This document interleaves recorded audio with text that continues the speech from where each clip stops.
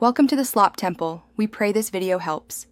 You begin by setting the exact starting score, for example 501, then track a running total. This is essential because every subtraction matters.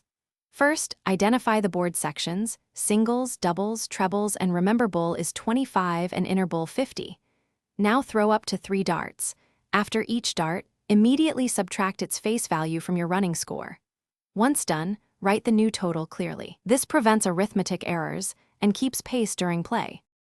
Now focus on accurate sequential subtraction and intentional targeting. After each dart, perform the subtraction step by step. If you hit treble 20-60, then single 20-20, subtract 60, then 20, that yields 80 total removed.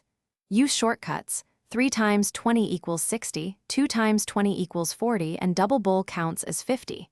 Once you know the remaining score, plan to leave a finish on a double. This planning reduces busts and simplifies the final arithmetic under pressure.